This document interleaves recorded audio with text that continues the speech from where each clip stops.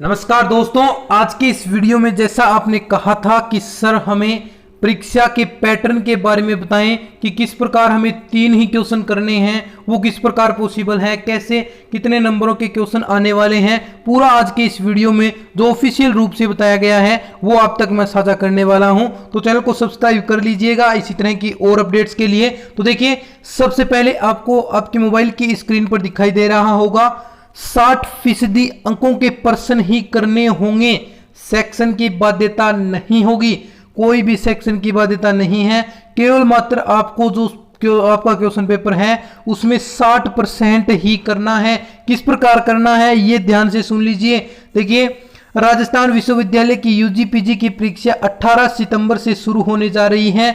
2,10,000 छात्र छात्राएं यूजी व पीजी अंतिम वर्ष की परीक्षाएं देंगे। कोरोना के चलते परीक्षा की अवधि 3 घंटे से घटाकर 2 घंटे की गई है। इसके साथ ही परीक्षा पैटर्न में भी कुछ बदलाव किए गए हैं।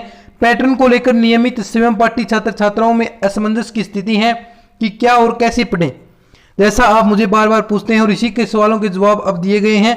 विश्वविद्यालय के परीक्षा नियंत्रक वीके गुप्ता ने सवाल के जवाब में कहा कि छात्र छात्राओं को केवल 60% अंक के प्रश्न करना है। अब ये किस प्रकार करना है ये ध्यान से सुनिए। यानी 100 नंबर का पेपर है तो 60 अंकों के प्रश्नों के ही जवाब देने हैं। कैसे, ये ध्यान से सुनिए। क्या मार्किंग, अब क्वेश्चन पूछे गए हैं, क्या मार्किंग में किसी तरह की छूट मिलेगी? तो यहां पर देखिए 60% अंक का पेपर करना है, ठीक बात है। मार्किंग में किसी तरह की छूट का कोई प्रावधान नहीं है। 60% का नंबर पेपर करना है तो करना ही है, उसमें नंबरों की कोई भी छूट नहीं दी जाएगी। अब देखिए, पेपर अलग अलग सेक्शन में आता है, फिर 3% कैसे करेंगे, ये बार बार कमेंट्स मेरे पास आ रहे हैं। अब देखिए, सेक्शन की बाध्यता नहीं है। सबसे पहले जो मैंने आपको बार बार कहता हूं कि सेक्शन की कोई बाध्यता नहीं है। पेपर में 5 सेक्शन में पेपर आता है, हर सेक्शन में 2 प्रश्न अथवा में होते हैं, इनमें से 1 प्रश्न करना होता है। अब 5 सेक्शन के 10 प्रश्न अलग अलग गिने जाएंगे, 10 में से कोई भी आपको 3 प्रश्न करने हैं। 10 प्रश्न होंगे, उनमें से कोई भी आप 3 प्रश्न कीजिए, 60% का आपका हो गया और आप अपना पेपर पूरा हो गया, यानी आपको पूरे नंबर दे दिए जाएंगे। अब देखिए आगे और चीज है, पेपर में पहले प्रश्न में 2-2 नंबर के 10 प्रश्न आते हैं, वे करने जरूरी होंगे या नहीं?